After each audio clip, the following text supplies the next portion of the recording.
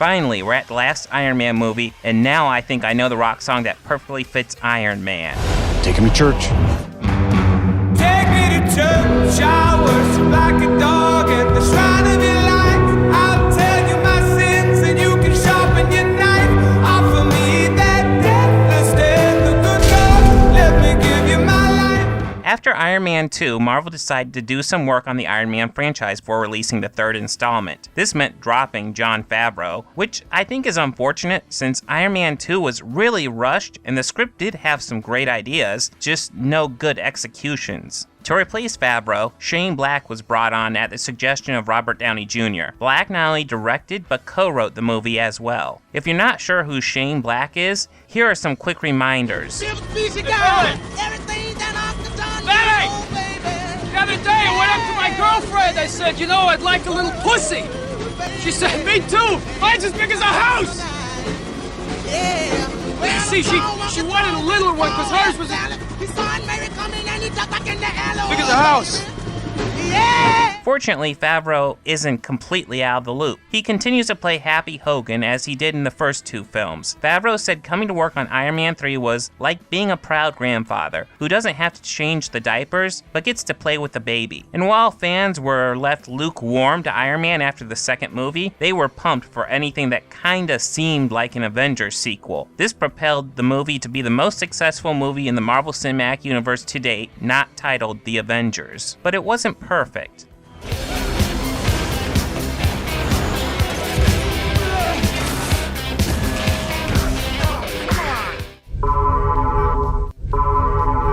We clearly see that Tony has set up the suit so it can fall apart easily with a simple command. But then we see the suit crumble when it's hit by a truck. That's terrible. If Tony was in the suit, the truck would have just run over him, and his suit would probably only make things worse by dropping all these little metal pieces all over the scene. I could see the argument that perhaps it fell apart specifically because Tony wasn't in the suit, but we see in the beginning the suit falls apart just fine with him in it. So yeah, worst suit ever. I wonder how long Tony worked on the program that would allow his suit to completely fall apart when he needed it most.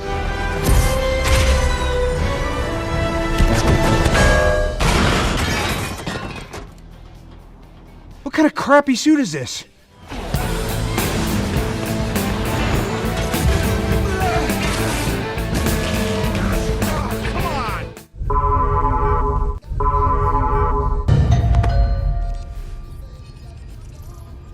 Are we still at Ding Dong? We're supposed to be on total security lockdown. Come on, I threatened a terrorist. His lockdown sucks. He seems unable to do anything during the attack and doesn't even know a missile is hurtling towards his house until it's on the news? I said Can we, no. What? do we need to worry about that? Exactly how was Tony expecting the Mandarin to attack? Did he think he would just ring the doorbell and challenge him to fisticuffs?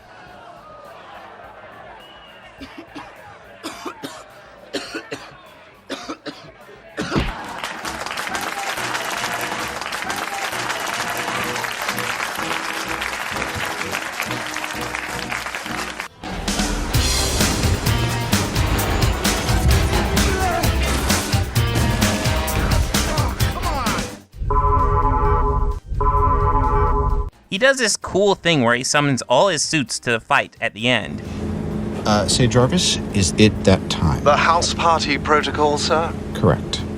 Except, why didn't he do this during the battle at his house? The suit army would have made quick work of those helicopters, but instead he just lets the helicopters fire into the house. Hell, he could have gotten a suit for himself and Pepper. At first I thought maybe he couldn't talk to Jarvis for some reason, but yet mid-battle he does get his suit back. There's no excuse for him not being able to talk to Jarvis while his suit's on. So it's not clear at all what Tony's grand strategy was at this point.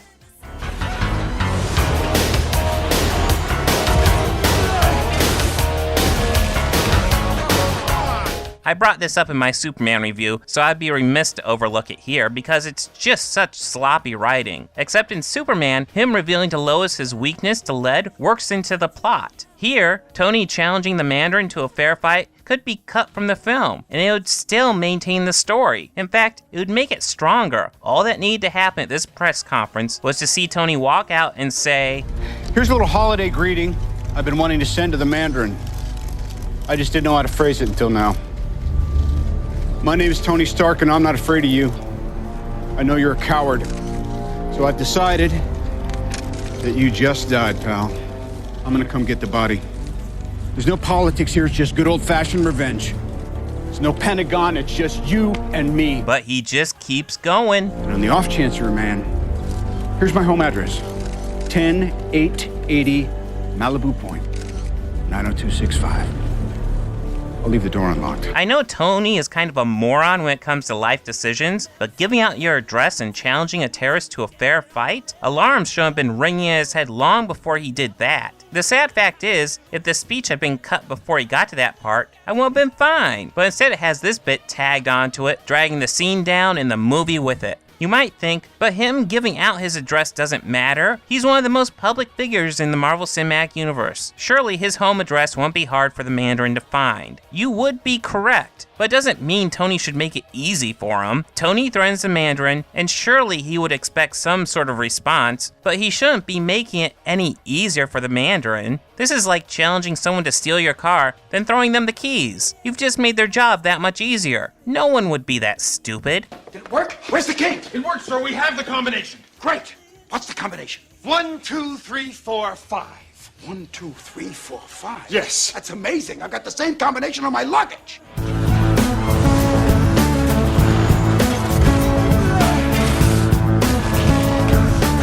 on. Jarvis, subject with my 12 o'clock is not a target. Disengage! So they make a point of showing us that Tony has lost his earpiece and can't communicate with Jarvis. Then he picks it up and puts it in his ear. But then we see nothing in his ear. Then, for not explained reasons, he taps his ear and calls Jarvis. Jarvis. Hey.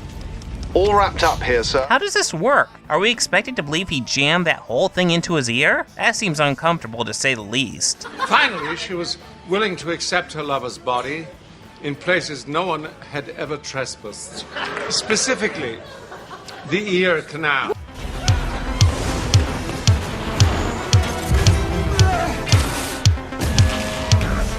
Come on.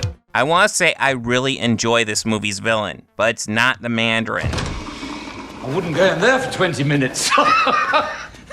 Now, which one of you is Vanessa? I have no problem with reinventing comic book characters. In fact, I'd say it's impossible to do an exact interpretation of a character from a comic book to the big screen. But this isn't an attempt at all. This is an original villain that they decide to slap the Mandarin name on. I am the Mandarin! The trailer strongly sold the idea of a reinvented Mandarin. I consider myself a teacher. Lesson number 1. Heroes. There is no such thing. He looked awesome there, and people were pumped to see him. But that wasn't what we got. What we got was this guy as the Mandarin. My name's Trevor Slattery. I'm an actor. But he's really not. The one big aspect they have to have if they want to say this guy is the Mandarin is to give him his rings of power. They don't have to be real rings, but they have to somehow interpret his rings into something that gives him his powers. Making a Mandarin without rings is like making Thor without his hammer, or Iron Man without his armor. And I know the terrorist organization he runs is called the Ten Rings, but that never comes into play in the movie. The first movie implied that the Ten Rings was a huge terrorist organization that had connections all over the world. Here, it appears to be a cover for some mistaken experiments. Reinventing the character is fine, but you have to maintain and respect the elements that made the character who he was. Hey, if you're here to arrest me, there's some people I'd like to roll on. This is the Mandarin? I know, it's embarrassing. This movie actually has a very different tone from the previous two. That's not really a bad thing, it's just an observation. This movie features occasional narration by Tony Stark, which was jarring initially, but upon reflection really makes sense. This story is largely about the effects of the Avengers had on Tony, and more specifically, how he almost died. That is something I love about this movie. The Avengers saw Tony face an unwinnable scenario. He had to make the sacrifice play, and whether or not he would survive was completely out of his hands. This movie directly follows that, which is great. I always hate it when one movie has a major event and the next just has everything reset back to the start. Here, Tony suffers from some intense bouts of PTSD, which makes absolute sense. Of the Avengers, he is the only one without superpowers, or at least heavy combat training. The fact that he was able to stand with them had less to do with his physical capabilities and more to do with his engineering genius. Lots of people criticize this movie for not having enough Iron Man. It's a complaint that all 3 Iron Man movies have gotten, but it's only valid for Iron Man 2. The first Iron Man was about Tony developing the suit, so having limited time with him in it is logical. Iron Man 3 is about Tony's dependence on the suits. Yeah, big man in a suit of armor. Take that off, what are you? After the events of the Avengers, Tony's suit building goes into complete overdrive. He built the Iron Man suit originally as a way to recover from the trauma he suffered in the cave, as well as to help right the wrongs his weapons have caused. So it only makes sense that after he nearly dies, he goes overboard trying to build the perfect suit that would not only protect him, but those he cares about from the evils of the world. What this movie does is strip him of that. He loses the control he gains with the suits, and it allows him to realize that the suits don't make him Iron Man. He made himself Iron Man. Here we see Tony without the suit, and he kicks a lot of ass. He's not really a fighter, but he is creative with his resources, making cool gadgets and gizmos at this product placement store. Wait, a store scene? And there aren't brand names smeared all over the screen while he's shopping? That's so unexpected. I just assumed they would. I mean, wouldn't you assume that? I guess that's a nice change. But if The Amazing Spider-Man 2 taught me anything, he is clearly at a Sony store. By Grabthar's hammer. What a savings. This movie provides very good character development for Tony. It teaches him that he can't make a suit to protect everything. I tried to create a suit of armor around the world, but I created something terrible. One thing I'm not listing here is the lack of Avengers, but capturing the president would get some attention. You would think Captain America or at least S.H.I.E.L.D. would care. But at the same time, the characters have their own solo stories, and it just has to be accepted that other characters aren't likely to stop by because it would make the movie too damn expensive and would likely overbloat it. I also end up giving the battle at Tony's house a lot of grief, but I do enjoy this battle a lot. I think it's awesome seeing Tony be creative with his piano and doing most anything he can think of to survive, but doesn't make a whole lot of sense when you realize he was sitting on an army of suits, literally just waiting to be summoned with a few quick words. I can't talk about this movie and not talk about the airplane scene. This is so awesome. There is a special feature that I recommend watching. Pretty much, this is a mixture of skydivers and green screen. And again, it shows the best effects are achieved when you mix practical with computer effects. So, does this movie suck?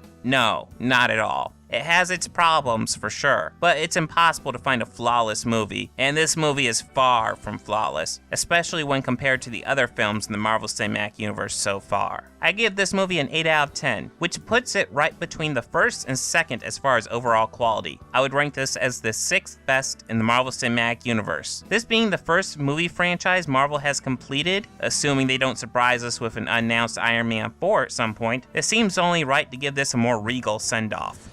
Truth is,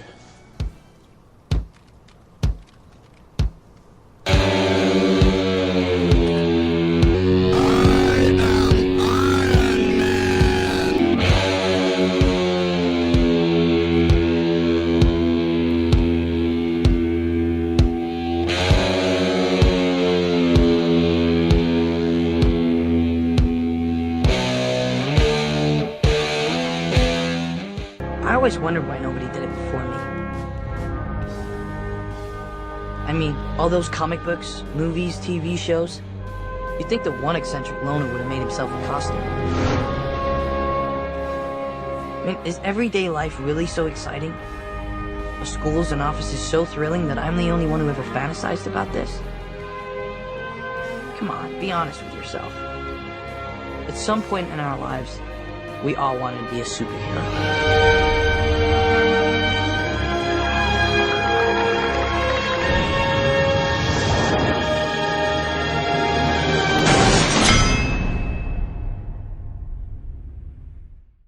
If you're a fan of my channel and the content I produce, please make sure to visit my Patreon page and become a patron. If you sign up there, not only is there the option to become a producer, if you contribute a little bit more, you'll get your own title card with your name or your handle or whatever you want listed, as well as a website or anything like that within reason that you'd like to promote?